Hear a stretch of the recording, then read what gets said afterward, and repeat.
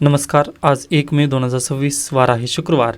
त्यानंतर आज 2 मे 2026 वार आहे शनिवार. लोकसत्ता आणि द हिंदू वृत्तपत्र विश्लेषणमध्ये आपलं स्वागत आहे. आज आपण दोन्ही दिवसांचे वृत्तपत्र एकत्र पाहणार आहोत. तत्पूर्वी आज महाराष्ट्र दिन आणि कामगार दिनाच्या हार्दिक शुभेच्छा. त्यानंतर देवेंद्र फडणवीस यांनी एक आर्टिकल लिहिलेलं आहे. त्या आर्टिकलपासून आजच्या न्यूजपेपर विश्लेषणाला आपण सुरुवात करूयात. महाराष्ट्र दिनाच्या महाराष्ट्रातील आणि जगभरातील मराठी बांधवांना मनापासून हार्दिक शुभेच्छा. आज कामगार दिनसुद्धा आहे. त्यानिमित्त सर्व कामगार बंधू भगिनींना मनपूर्वक शुभेच्छा. महाराष्ट्र केवळ भौगोलिक सीमांनी बांधलेला राज्य नाही, तर महाराष्ट्र म्हणजेच इतिहास, भूगोल आणि संस्कृतीचा समुच्चय आहे. छत्रपती शिवाजी महाराज यांनी दिलेली स्वराज्याची प्रेरणा, भारतरत्न डॉक्टर बाबासाहेब आंबेडकर यांनी घालून दिलेला न्याय आणि प्रज्ञेचा पाया, संतांच्या अभंगवाणीचा दिव्य वारसा, महात्मा ज्योतिराव फुले आणि क्रांतिज्योती सावित्रीबाई फुले यांनी पेटवलेली शिक्षण आणि समतेची मशाल, लोकमान्य टिळक यांनी जागवलेली राष्ट्रभावना, देशासाठी अनन्यसाधारण यातना सहन करण्याची ताकद देणारे स्वातंत्र्यवीर सावरकर, या सगळ्यांचा विचार एकत्रित म्हणजेच महाराष्ट्र होय. व आपल्या सर्वांवर हा महाराष्ट्र धर्म जगभरात वर्धिष्णू करण्याची जबाबदारी आहे. त्यानिमित्ताने सर्वांना महाराष्ट्र दिनाच्या हार्दिक शुभेच्छा. व हा आर्टिकल वाचल्यानंतर पहा, अगदीच अंगावरती काटा येतो त्या पद्धतीने हा आर्टिकल होता. नक्कीच तुम्ही हे जे इंट्रोडक्शन देवेंद्र फडणवीस यांनी लिहिलेलं आहे त्याचा तुम्ही वापर निबंधमध्ये नक्की करू शकता. आय होप हा आर्टिकल तुम्हाला पण नक्की आवडला असेल. त्याच्यानंतर आपल्या वृत्तपत्रामधून आपलं जे MPSC त्यासोबत सरळ सेवा परीक्षांसाठी जे महत्त्वपूर्ण पॉईंट्स आहेत ते लक्षात घेऊयात. तर पहा, महात्मा ज्योतिराव फुले यांच्या 200व्या जयंतीचे आणि संत गाडगे बाबा यांच्या 150व्या जयंतीचे हे वर्ष आहे. तसेच 14 तळ्याच्या ऐतिहासिक लढ्याचे शताब्दी वर्ष आहे. हे वर्ष आपण समता आणि सामाजिक समरसता वर्ष म्हणून साजरे करत आहोत. परीक्षेला डायरेक्टली प्रश्न विचारला जाऊ शकतो. पहा, बॅकवर्ड लिंकेजेस आपल्याला 3 मिळालेत. एक आहे महात्मा ज्योतिराव फुले यांची जून 200वी जयंती. तर येथून परीक्षेला प्रश्न विचारले जातात. महात्मा ज्योतिबा फुले यांच्या पुस्तकांची नावं, त्यानंतर हंटर कमिशन समोर त्यांनी जी साक्ष दिली होती त्याबद्दल प्रश्न येऊ शकतो. त्यामुळे प्लीज महात्मा ज्योतिराव फुले यांना तुम्ही पर्टिक्युलरली पाठ करून ठेवा. त्याच्यानंतर येतात गाडगे बाबा.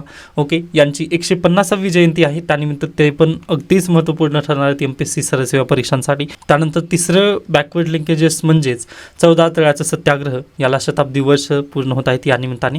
तर प्लीज 3 बॅकवर्ड लिंकेजेस लक्षात ठेवायचे आहेत. व याला अनुषंगाने 2026-27 हे वर्ष कशा पद्धतीने साजरा केलं जात आहे असा जर परीक्षेला प्रश्न विचारला तर समता आणि सामाजिक समरसता वर्ष म्हणून साजरे करत आहोत. आय होप हा पॉईंट तुम्हाला समजला असेल. प्लीज हे लक्षात ठेवा. त्याच्यानंतर येथे देण्यात आलेला आहे महाराष्ट्राची कामगिरी. आता इथे महाराष्ट्राची भरपूर वाहवा करण्यात आलेली आहे. आता हा आर्टिकल आपल्यासाठी गरजेचा नाही आहे, तरी पण म्हणजे एक्सप्लेनेशन सारखं नाही आहे, पण हे जे पॉईंट इथं मी हायलाईट केलेलं आहे पहा गुलाबी रंगाने, प्लीज याला स्क्रीनशॉट काढून ठेवा. मॅगझिन आपलं अपडेट होत आहे, त्या मॅगझिनमध्ये मी हे इन्क्लूड करणारच आहे. पण इंट्रोडक्शन किंवा कुठं डाटा पॉईंट जर महाराष्ट्र संदर्भात लिहायचं म्हटलं तर छाती फुगून आपण सांगू शकतो की देशाच्या GDPमध्ये महाराष्ट्राचे 13.5% अधिक योगदान आहे. ओके, म्हणजे अगदीच महाराष्ट्राबद्दल आपल्याला आकडेवारी किंवा आपण देशाला काय योगदान दिलं हे माहिती असणं गरजेचं आहे. त्यानिमित्ताने प्लीज हा डाटा पॉईंट लक्षात ठेवायचा आहे. ॲन्सर रायटिंगमध्ये खूप मदत करणार आहे. त्याच्यानंतर अगदीच पहा, 1 जूनपासून आपण ॲन्सर रायटिंग चालू करणार आहोत. तर अगदी जे विद्यार्थी इच्छुक आहेत त्यांनी संपर्क साधायला म्हणजे मी सांगणार आहे तेव्हा, तर प्लीज थोडंसं हे करू शकता. म्हणजे माझे लेक्चर्सवरून तुम्ही ठरवू शकता की टीचिंग स्टाईल वगैरे कशी असेल किंवा कशा पद्धतीने ॲन्सर रायटिंग वगैरे घेतली जाईल. तर इंटरेस्टेड जे व्यक्ती आहेत ते नक्कीच मेसेज वगैरे करू शकतात. ओके, ते आपण पुन्हा त्याची क्रायटेरिया वगैरे काय असेल ते ठरवणार आहोत, पण विद्यार्थ्यांनी तसेही करूयात. बाकी पहा, 20 विद्यार्थी मी पहिल्यांदा गाईड करेन, कारण फर्स्ट बॅच त्या पद्धतीने आहे. ओके, तर ते आपलं प्रमोशन बाद मी करूयात, पण पहिल्यांदा आपला न्यूजपेपर विश्लेषणाला करूयात सुरुवात. तर पहा, हे आर्टिकल तुम्हाला आय होप समजलं असेल. त्याच्यानंतर वापस येऊयात. लोकसत्ता, युद्धभीतीने तेलडोंब खनिज तेल $126 4 वर्षांच्या उच्चांकी पातळीवर गेलेलं आहे. ओके, म्हणजे पहा, अगदीच जे ब्रेंट क्रूड ऑइल होतं ते आता $126.41 पोहोचलं आहे. अतिशय जास्त ही आहे. त्याच्यानंतर पहा, काल जे कमर्शियल सिलेंडर आहेत त्याची प्राईस पहा ₹993 वाढवण्यात आलेली आहे. म्हणजे ह्याच्यापूर्वी पण मी म्हटलं होतं 29 तारखेच्या नंतर पहा मे बी प्राईस वाढतील, जसं पेट्रोल डिझेल वगैरे आहेत, पण आता त्या वाढल्या नाहीत. पण अगदीच पहा, LPG सिलेंडरच्या तर वाढवण्यात आले जे की कमर्शियलसाठी वाटतं. मग त्यांची किंमत आता जेमतेम पहा 3000च्या प्लस गेलेली आहे. ओके, 30K झालं हे, सॉरी माफ करा, 3000 च्या वर गेलेले आहेत कमर्शियल गॅस. ओके, त्यामुळे पहा रेस्टॉरंट किंवा हॉटेलमधील जे जेवण आहे ते नक्कीच महागलं जाणार आहे. डन. त्याच्यानंतर पुढे चला, राज्यात आजपासून जनगणना मोहीम 15 मेपर्यंत ऑनलाईन माहिती भरण्याची संधी देण्यात येणार आहे. यामध्ये पहा जलस्रोत कोणता, शौचालयाचा प्रकार कोणता, ह्या सर्व गोष्टी इथं देण्यात येणार आहेत. तब्बल 15 वर्षांनी होणाऱ्या जनगणनेतील प्रश्नावलीमध्ये बदलांचे चित्र उमटले आहे. म्हणजे पहा दूरध्वनी बरोबरच भ्रमणध्वनी, स्मार्टफोन, लॅपटॉप, इंटरनेट उपलब्धता हे सर्व आहे का त्यामध्ये प्रश्नावली देण्यात आली आहे. म्हणजे अगदीच 10 ते 15 मिनिटात ही प्रश्नावली भरून हे होईल पहा. तर प्लीज सर्वांनी 1 ते 15 मे दरम्यान स्वतःहून आपली जनगणनेची माहिती भरायची आहे. मग त्याच्यानंतर पहा दुसऱ्या टप्प्यामध्ये अगदी जात गणना जी आहे ती विचारली जाणार आहे. पण सध्याला 1 ते 15 मे मधून आपल्याला सेल्फ तिथं रजिस्ट्रेशन तिथं करायचं आहे. ओके, तर हा पॉईंट तुम्हाला समजला असेल. त्याच्यानंतर पहा त्यांची वेबसाईट किंवा ॲप पण आहे, ccensus.gov.in या वेबसाईटवरती भेट देऊन तुम्ही स्वतःची नोंदणी तिथं करू शकता. त्याच्यानंतर 15 मे ते 14 जून या कालावधीमध्ये व्हिजिटला जे शिक्षक किंवा जे कर्मचारी आहेत ते येऊन आपली माहिती बरोबर भरलात का हे चेक केलं जाईल. व ज्यांना माहिती भरता आली नाही किंवा काही कारणानिमित्त त्यांची भरण्यात आली नाही पहा, त्यांना ते सहकार्य करतील व अगदीच ते स्वतःहून माहिती तिथं भरणार आहेत. डन. आय होप हा आर्टिकल तुम्हाला समजला. त्याच्यानंतर पहा उद्या अंक नाही, म्हणजे आज 2 मे बद्दल त्यांना बोलायचं आहे. लोकसत्ता कार्यालयाला सुट्टी नसल्यामुळे 2 मेचं अंक येणार नाही, पण 2 मेचं द हिंदू आलेलं आहे. त्या वृत्तपत्राला आपण डिस्कस करणार आहोत. थोडंसं आपल्याला पुढे जायचं आहे. त्याच्यानंतर पहा काल विधान परिषदेची जी निवडणूक होती म्हणजे 30 तारखेला ती बिनविरोध पार पडलेली आहे. ओके, म्हणजे नाट्यमय थोडंसं झालेलं आहे राजकारण महाराष्ट्रामध्ये, पण ठीक आहे, आपल्याला जास्त राजकीय बातम्यांना जायचं नाही आहे. जसं जसं आपला पुढे गोष्टी जातील तसं ते आपण पाहणारच आहोत. काळजी नका करू, मी ते पाहणारच आहे. ओके. त्यानंतर मराठा समाजाला स्वतंत्र आरक्षण देण्याची परवानगी राज्य सरकारकडून उच्च न्यायालयात नियमाचा दाखला देण्यात आलेला आहे. पहा पहिल्यांदा ज्यावेळेस ना 2018मध्ये महाराष्ट्र गव्हर्नमेंटनी आरक्षण दिलं होतं मराठ्यांना, मग त्यामध्ये प्रॉब्लेम काय झालेला होता पहा, की केंद्र सरकारने 102वी घटना दुरुस्ती केली होती व 102वी घटना दुरुस्ती करून जे केंद्र सरकार आहे यांनी काय केलं होतं, राज्यांची जी पॉवर आहे, ओके, राज्यांची पॉवर एखाद्या समाजाला सामाजिक आणि शैक्षणिकदृष्ट्या मागासवर्गीय आहेत हे जे ठरवण्याची पॉवर होती ना ती त्यांनी काढून घेतली होती. ओके, 102वी घटना दुरुस्ती करून त्यांनी ती पॉवर काढून घेतली होती. त्यासोबतच पहा त्यांनी ओबीसीसाठी घटनात्मक आयोग तिथं स्थापन केला होता. आय होप तुम्हाला आठवत असेल, national commission for backward classes हा NCBC जो आहे तो 102व्या घटना दुरुस्तीनुसार स्थापन झालेला आहे. बरोबर. मग ज्यावेळेस सुप्रीम कोर्टामध्ये केस चालली पहा 2021मध्ये, मग त्यावेळेस केंद्र सरकारला लक्षात आलं की बा आपण घोडचूक केलेली आहे, कारण महाराष्ट्र गव्हर्नमेंटनी जो मराठ्यांना आरक्षण दिलेलं होतं ना त्याच्या वेळेस सुप्रीम कोर्टाने काय म्हटलं की नाही, ही तर पॉवरच तुमच्याकडे नाही, तुम्ही तर पॉवरलेस आहात, मग तुम्ही कसं काय आरक्षण दिलात, असं ज्यावेळेस म्हटलं ना त्यावेळेस केंद्र सरकारला पण जाग आली व महाराष्ट्र राज्य सरकारचं मराठ्यांचं जे आरक्षण होतं ते तिथं स्टक डाऊन करण्यात आलं सुप्रीम कोर्टातर्फे. ओके, मग पहा त्याच्यानंतर अगदीच 105वी घटना दुरुस्ती केंद्र सरकारने केली. 105वी घटना दुरुस्तीनुसार जे केंद्र सरकार आहे ना त्यांनी जी पॉवर होती, जे सामाजिक आणि शैक्षणिकदृष्ट्या मागासवर्गीय ठरवण्याची जी राज्यांना पॉवर जी होती ती परत एकदा त्यांनी रिस्टोअर केलेली आहे. मग याच अनुषंगाने पहा परत एकदा 10% SC/BC आरक्षण देण्यात आलेलं आहे मराठ्यांसाठी. बरोबर आहे. मग त्याची केस परत एकदा बॉम्बे हायकोर्टामध्ये चालू होती. मग बॉम्बे हायकोर्टाने त्याला मान्यता दिली आहे की बाबा ठीक आहे तुमच्याकडे पॉवर आहे, कारण 105वी घटना दुरुस्ती केंद्र सरकारने केलेली आहे व 102व्या घटना दुरुस्तीनुसार जी पॉवर काढून घेण्यात होती राज्यांची ती पॉवर एकदा परत त्यांना स्टोअर करण्यात आली आहे. ओके, त्यामुळे पहा आता मराठ्यांना आरक्षण तिथे राज्य सरकार देऊ शकतं. ह्या पॉवरचं बेसिकली हे आहे. आता परत एकदा बॉम्बे हायकोर्टामध्ये केस चालेल पहा की जे मराठ्यांना आरक्षण देण्यात आलं आहे 10% ते बरोबरच आहे का आता बरोबरच आहे का वगैरे हे सर्व पॉईंट आहेत पहा, कारण जनगणना आपल्याकडे डाटा पॉईंट नाही आहेत. त्यामुळे जी कास्ट सेन्सस आहे ती कास्ट सेन्सस होणं खूप गरजेचं आहे. जर मराठा रिझर्वेशन आपल्याला टिकवायचं असेल तर आपल्याला कास्ट सेन्सस गरजेची आहे. ओके, आता हे सर्व पॉईंट्स आपण याच्या पूर्वीच्या लेक्चर्समध्ये डिस्कस केलेत किंवा अगदीच आगामी काळामध्ये वगैरे हे डिस्कस करणार आहोत, कारण न्यूज इन प्रोसेस आहे ही. ओके, कास्ट सेन्ससबद्दल माझं एक पूर्वीचं व्हिडिओ आहे, तुम्ही अगदीच यूट्यूबमध्ये जाऊन तुम्ही पाहू शकता. कास्ट सेन्सस आणि पवन निलवाड वगैरे त्याचं नाव टाका, तिथे नक्कीच तुम्हाला प्राप्त होईल. किंवा कास्ट सेन्सस का महत्त्वाचे आहे, ज्यावेळेस जानेवारीमध्ये बिहारने कास्ट सेन्सस केलं होतं, आता 2024चा तो मे बी व्हिडिओ असेल, कारण सर्वात पहिल्यांदा बिहारने कास्ट सेन्सस केलं होतं. बरोबर आहे. मग बिहारची जी कास्ट सेन्सस आहे त्याच्या बेसिसवरच मी सांगितलेलं होतं की बाबा कास्ट सेन्सस आज घडला का गरजेचे आहे आपल्या देशामध्ये. ओके, मग त्यालाच अनुसरून परत एकदा मराठा रिझर्वेशनची जी केस आहे ती बॉम्बे हायकोर्ट त्यानंतर सुप्रीम कोर्टामध्ये चालेल. मग त्यानंतर परत एकदा आपण ह्या केसला डिस्कस करणार आहोत. पहा नंतर पुढे बलात्कार पीडितेवर गर्भ राखण्याची सक्ती नको, गर्भपात कायद्यात सुधारणा करण्याची सर्वोच्च न्यायालयाची सूचना.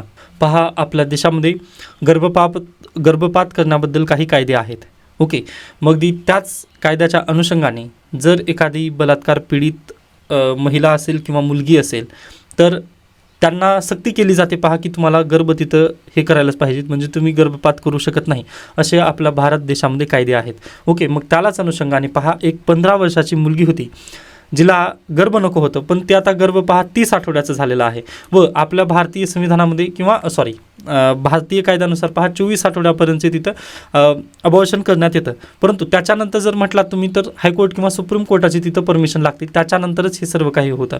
म्हणजे अगदी पहा 20 आठवडे आहे पर्टिक्युलरली, मग त्याच्यानंतर काही मेडिकल कंडिशन लावून 24पर्यंत जाऊ शकता तुम्ही, पण त्याच्यानंतर 24च्या जर पुढे तुम्ही गेलात तर तिथं तुम्हाला सुप्रीम कोर्टाची परवानगी मिळवणं गरजेचं असतं. ओके, मग तिथं रोल येतो पहा एम्सचा. मग अगदी जी 15 वर्षाची जी मुलगी आहे तिला गर्भ नको आहे व अगदीच पहा तिचे 30 आठवडे कंप्लीट झाले आहेत. मग अगदी पहा जे एम्स आहे त्यांनी म्हणत आहेत की बा ह्या मुलीच्या हेल्थला धोका होऊ शकतो, पण अगदीच तिथे पहा सुप्रीम कोर्ट आता आडवा आलेला आहे व सुप्रीम कोर्टाने काय म्हटलं आहे की जर या मुलीला गर्भ नको तर तुम्ही एम्स तिथं इंटरफेअर करू शकत नाही. का इंटरफेअर करू शकत नाही तर मुलीच्या अगदी मान्य आहे पहा मुलीची जी हेल्थ आहे त्याला नक्कीच तिथं ठेस पोहोचेल, परंतु पहा मानसिकतेचं काय मग. ओके, मुलीने जर त्या बाळाला जर जन्म दिला तर ती योग्य पद्धतीने त्याची केअर वगैरे करू शकणार आहे का. किंवा पहा अगदी आपण त्या मुलाचा विचार करत आहोत किंवा त्या बाळाचा विचार करत आहोत किंवा त्याला जगण्याचा अधिकार आहे त्याचा आर्टिकल 21चा आपण विचार करत आहोत, पण जी मुलगी ते गर्भ सध्याला धारण केलेली आहे त्या मुलीच्या आर्टिकल 21चं काय मग, हा सुप्रीम कोर्टासमोर प्रश्न आला. मग सुप्रीम कोर्टाने म्हटलं आहे की जर बलात्कार पीडिता असेल तर तिला आपण सक्ती करू शकत नाही की बाबा तुम्ही गर्भ राखलंच पाहिजे, असं सक्ती आपण बिलकुल करायचं नाही असं सुप्रीम कोर्टाने आता सल्ला दिलेला आहे.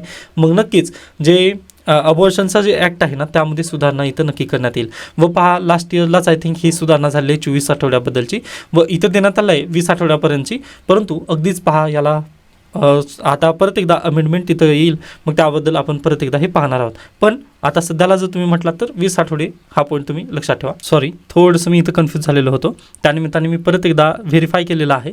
तर पहा MTP amendment act of 2021. Okay, मग यानुसार पहा 20 आठवड्यांपर्यंत सर्व महिलांसाठी लीगल आहे, कायदेशीररित्या लीगल आहे अबॉर्शन करणं, पण 20 ते 24 आठवड्यापर्यंत जर म्हटलात तुम्ही तर तिथे कोर्टाची परमिशन लागेल.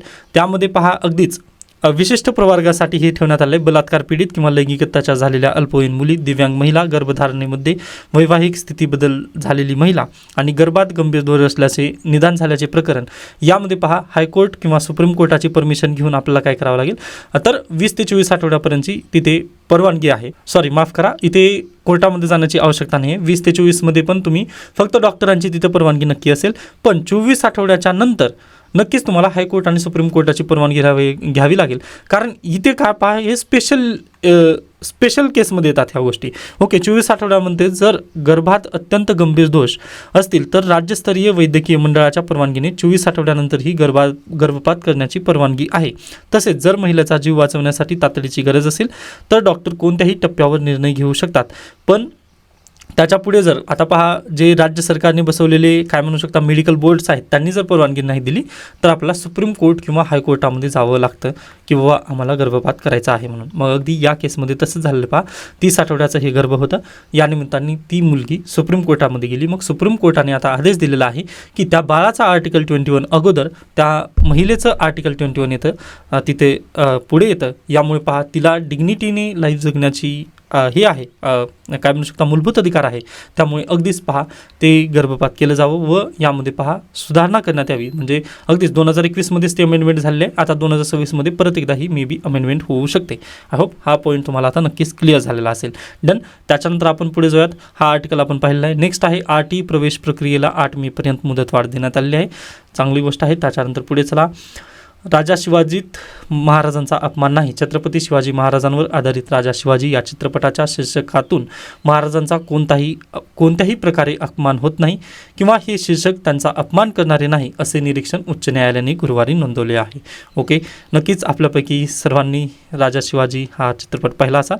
जर पहा अगदी परीक्षा आहे त्यामुळे तुम्ही पुढे पण ढकलू शकता तो प्लॅन. ओके, ठीक आहे. त्याच्यानंतर होर्मुझसाठी नवी आघाडी, अमेरिकेचे मित्र देशांना सहभागी होण्याचे आवाहन.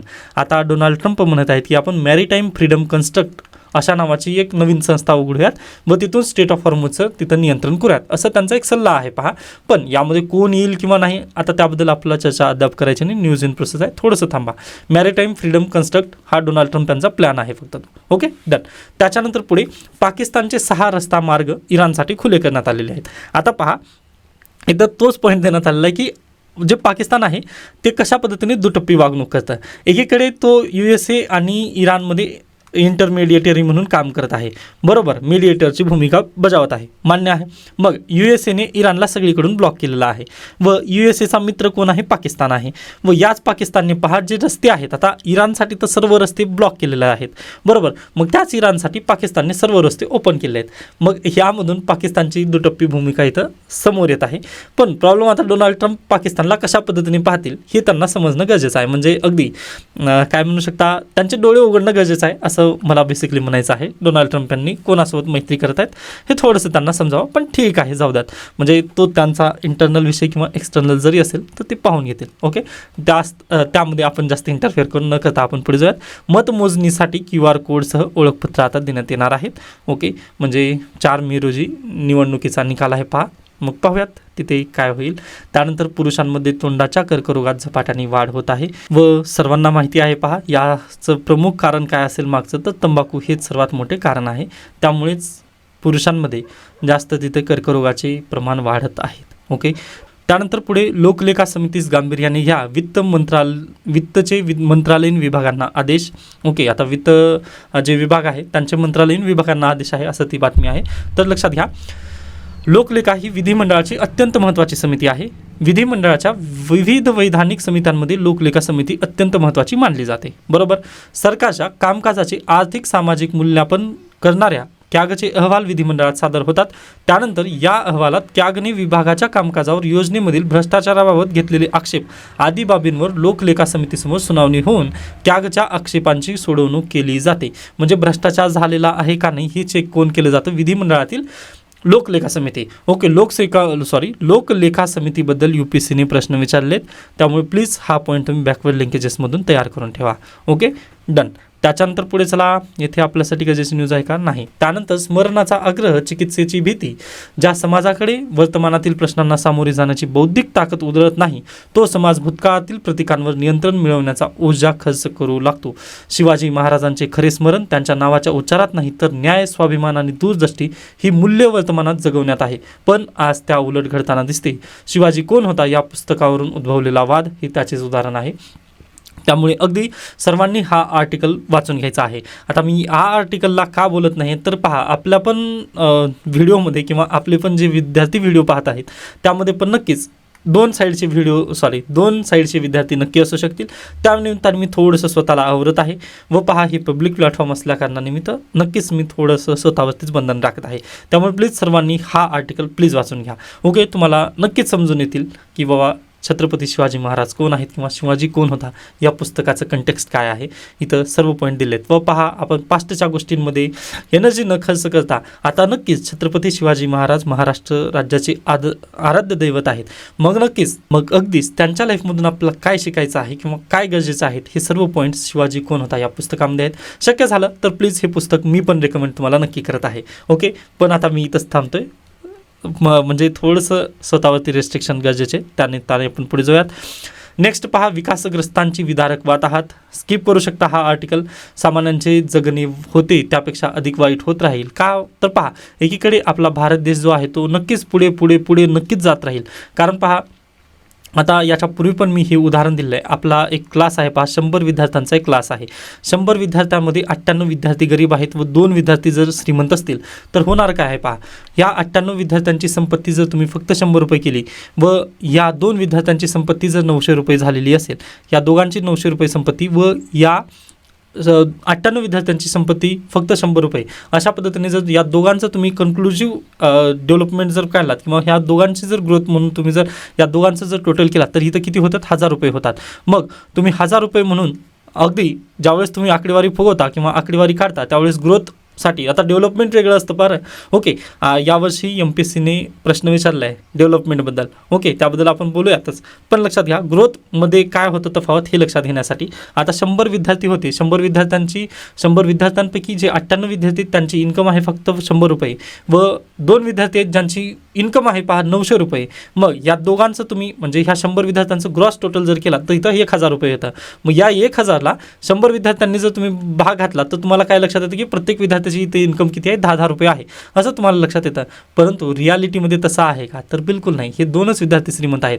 मग अगदी याच बेसिसवर तुम्ही भारत देशाचं उत्पन्न काढा. ओके, मग जे गरीब आहेत ना ते अगदीच गरीब होत आहेत व जे श्रीमंत आहेत ते अगदीच श्रीमंत होत चाललेले आहेत. यामुळे काय होते पहा, गरीब आणि श्रीमंत या दोघांमधील दरी वाढत आहे. बरोबर, हा एक महत्त्वाचा मुद्दा. पण आपला भारत देशाचं जी इन्कम आहे ना ती खूप भारी वाटतं किंवा खूप ग्रोथ आपल्या देशामध्ये आहे ही आपल्याला बेसिकली या आकडेवारीवरून दिसते. पण ज्यावेळेस तुम्ही डेव्हलपमेंटबद्दल प्रत्येकाच्या घरात जाऊन तिथं पाहता त्यावेळेस आपल्याला लक्षात येतं की बा राहणीमान प्रत्येकाचं तिथं समान नाही. त्यामुळे राहणीमान निर्देशांकात दिवसेंदिवस घसर होऊ लागलेली आहे. ओके, म्हणजे भारत देशामध्ये जे अगदीच जे काय म्हणू शकता जे डेव्हलपमेंट आहे ती खूप लो व्हायला लागली आहे. पण ज्यावेळेस तुम्ही भारत देशाची GDP पाहता किंवा ग्रोथ पाहता ना ती ग्रोथ अगदी देशाची वाढत आहे. परंतु राहणीमान इंडेक्स किंवा राहणीमान जो निर्देशांक आहे ना तो दिवसेंदिवस घसरत आहे. का? तर गरीब जे आहेत ते अगदीच गरीब होत आहेत. बाकी पहा इथे कोणती आकडेवारी तशा पद्धतीने दिलेली नाही. त्यामुळे आपल्याला साठी गरजेचं नाही की बाबा ही आकडेवारी वगैरे तसं कुठं आहे का. हां, जर तिथे SDIचं वगैरे निर्देशांक आले तर तुम्ही ते अपडेट करून घेत चला. पण हे आता या आर्टिकलमधून जास्त काही आपलं लक्षात घेण्यासारखं नाही आहे. त्यामुळे या आर्टिकलला तुम्ही स्किप करू शकता. व UPSC पण अशा पद्धतीचा आर्टिकल नाही विचारणार. म्हणजे पॉझिटिव्ह टोनमध्ये नक्की आर्टिकल विचारतील किंवा लास्ट वेळेस जो प्रश्न आला होता डेव्हलपमेंटबद्दल पण असं नाही विचारणार की बाबा खरंच दिवसेंदिवस घसरत चाललेला आहे का. कारण गरीब आणि श्रीमंतामधील दरी वगैरे तसं नाहीत विचारणार. ओके, कारण सरकारची क्रिटिसाईज वगैरे सध्याला प्रश्न येत नाहीत UPSCला. त्यामुळे मी त्याला स्किप करून पुढे जातोय.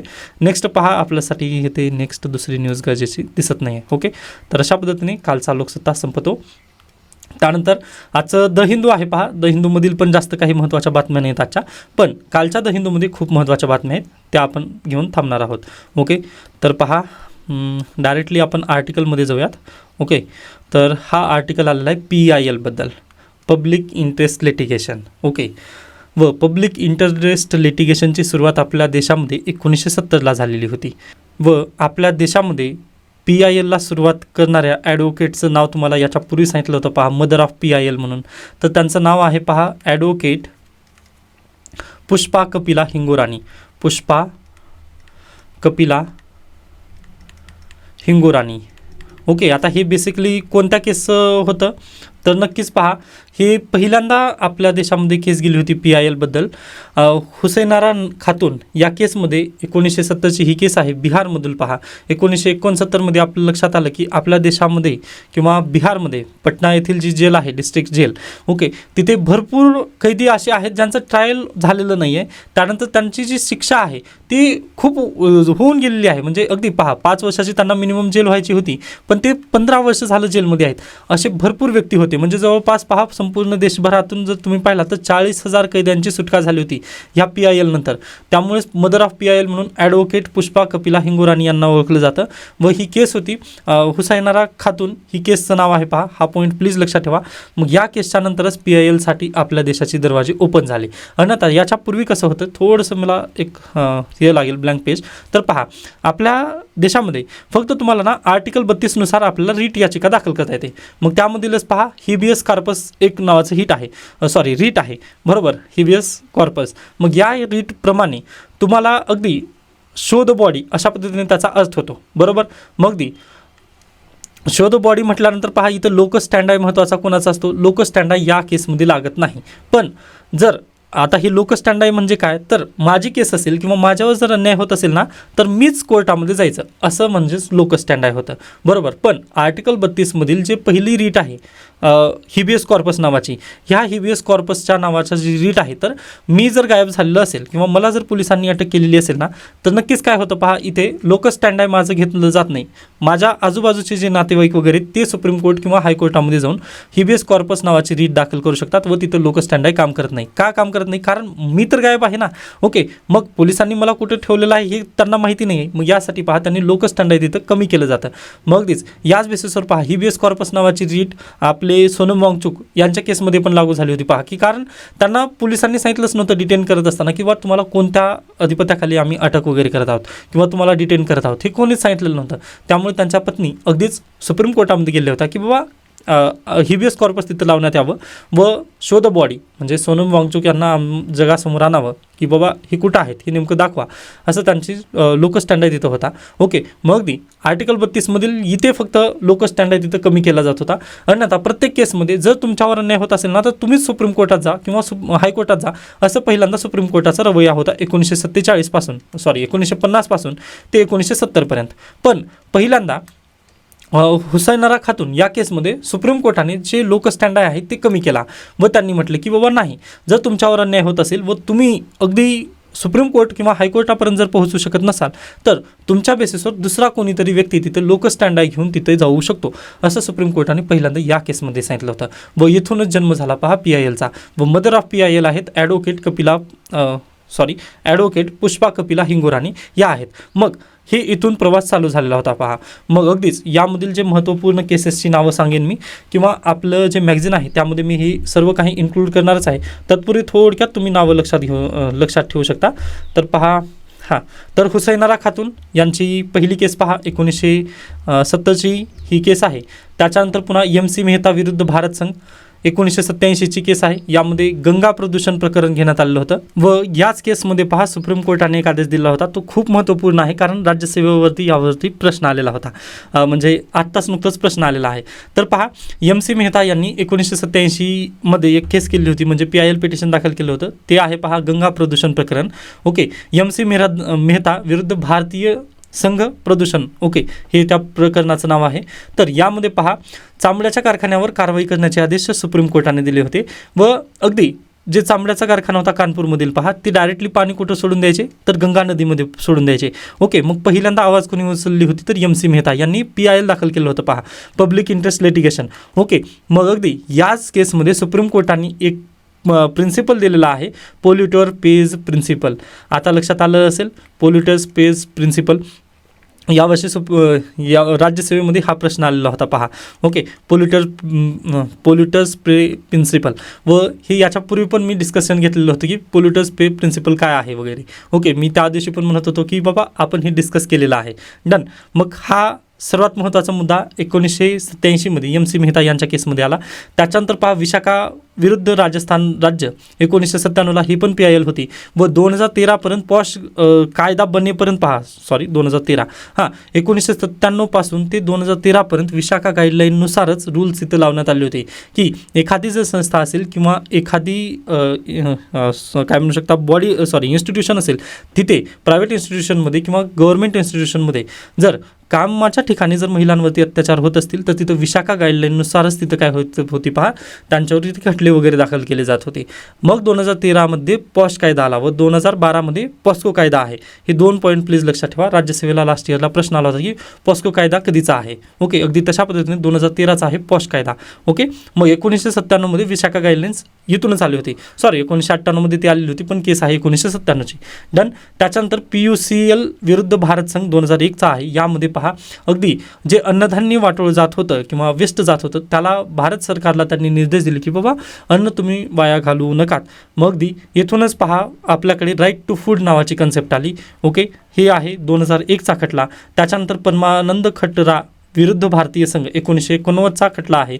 यामध्ये पहा डॉक्टरांकडे जर म्हणजे एखादी पेशंट ज्याला ज्याचा अपघात झालेला आहे तर त्याला डायरेक्टली तुम्ही पहिल्यांदा फॉर्म वगैरे न भरता डायरेक्टली तुम्ही त्याच्यावरती उपचार चालू करावं, यासाठी हा खटला होता पहा परमानंद कटरा विरुद्ध भारतीय संघ. ओके, हे असे काही विशेष खटले आहेत, यांचं पूर्ण काय म्हणतात जे डिटेल आहे ना ते आपल्या मॅगझिनमध्ये तुम्हाला मिळून जाईल. पण ह्या खटल्यांमध्ये काय केस होती तर हे PIL दाखल करण्यात आलं होतं पहा. या सर्वांचं लोकस स्टँड आहे तिथं काहीच नव्हतं, पण PILमधून हे संपूर्ण भारतवासियांचं तिथं महत्त्व त्यांनी जाणून सुप्रीम कोर्टामध्ये हे खटले दाखल करण्यात आले होते व सुप्रीम कोर्टाने पण चांगल्या पद्धतीने इथे निकाल दिलेला आहे. बरोबर. मग अगदी आता जे सध्याला सुप्रीम कोर्टामध्ये सबरीमाला केस चालू आहे, सबरीमाला खटलामध्ये जे भारत सरकार आहे ना त्यांनी काय म्हटले की बाबा नाही, कोई भी मूल उठाकर यहाँ आ रहा है, अशा पद्धतीने सुप्रीम कोर्टामध्ये केंद्र सरकार म्हणत होतं की तुम्ही ही PIL नावाची जी कन्सेप्ट आहे ना तीच बंद करून टाका. ओके, काही गरजेचं नाही PIL वगैरे हिअरिंग करण्यासाठी, असं सुप्रीम कोर्टामध्ये केंद्र सरकारचं म्हणणं आलं. मग याच बेसिसवर यावर्षी प्रश्न विचारला जाईल पहा की PIL खरंच बंद करावं का, तर बिलकुल बंद करायला पाहिजे नाही, असं आपलं तिथं रवैया असणं गरजेचं आहे. किंवा याच्या पूर्वी जर तुम्ही पाहिला तर आर्टिकल 21ला बळकट करण्याचं काम कोण केलं आहे तर ह्याच गोष्टींनी केलेलं आहेत. MC मेहता यांनी भरपूर केसेस लढलेले आहेत पहा व PILमध्ये त्यांनी भरपूर पुढे गेलेले आहेत. जसं पहा प्रत्येक तुम्हाला हवेचं प्रदूषण, ओके, तुम्हाला स्वच्छ हवा मिळण्यात यावी आर्टिकल 21, तुम्हाला स्वच्छ पाणी पिण्यासाठी आर्टिकल 21 व कोण आहेत MC मेहता यांनी भरपूर केसेस तिथं लढले आहेत पहा प्रदूषणाविषयी. ओके, मग यालाच अनुसरून जर तुम्ही पाहिला तर PIL जे आहे ते आपल्यासाठी खूप गरजेचं आहे. पण सध्याला काय होत आहे पहा, पॉप्युलरिटीसाठी हे सर्व केसेस वगैरे चालले आहेत. आय थिंक लास्ट टाईम म्हणजे 2022-23 दरम्यान पहा एक अभिनेत्री होती, त्यांनी पण PIL दाखल केली होती. ओके, म्हणजे आय थिंक ते कोविडचा टाईम होता व त्यांनी ती पब्लिकला डायरेक्टली लिंक शेअर केली होती झूमवरती. मग त्यांनी आय थिंक 5 लाखाचा काहीतरी दंड त्यांच्यावरती ठोठावला होता. मग हे काय पहा तर पॉप्युलरिटीसाठी पण काही गोष्टी इथं होत आहेत. मग हे असं होणं चुकीचं आहे. मग यासाठी पहा सुप्रीम कोर्टाने पण थोडंसं कडक तिथं भूमिका घेणं गरजेचं आहे. एवढंच तुम्ही तिथं सोल्युशन देऊ शकता. पण PIL बंद होऊ नये एवढं तुमचं काय असेल पहा, कन्क्लुजन तुमचं मार्क तेच असेल किंवा PIL बंद करू नये. ओके, आता त्याचं जे कन्क्लुजन आणि जे इंट्रोडक्शन आहे ते आपल्या मॅगझिनमध्ये तुम्हाला चांगल्या पद्धतीने मिळून जाईल. ओके, तो मॅगझिन तुम्ही आल्यानंतर वाचून नक्कीच घेऊ शकता. म्हणजे आज रात्रीपर्यंत तुम्हाला ते मी अपडेट करून नक्कीच देईन. ओके, शक्य झालं तर हे स्कॅन पण करून तुम्ही पहा, ऐकू शकता हे पूर्ण पॉडकास्टवरती. ओके, बाकी याची जी PDF आहे ते टेलिग्राम चॅनलवरती काल मी दिलेलीच होती, लोकसत्ता आणि द हिंदू दोन्ही पण. ओके, कारण हा आर्टिकल खूप महत्त्वाचा होता. ओके, त्याच्यानंतर आजचं द हिंदू, आजच्या द हिंदूला आपण उद्याच्या लेक्चरमध्ये पूर्णतः कंप्लीट करूयात. ओके, तर आता आपण इथे थांबूया. त्याबद्दल काही शंका काही सजेशन असतील तर नक्की सांगू शकता. धन्यवाद.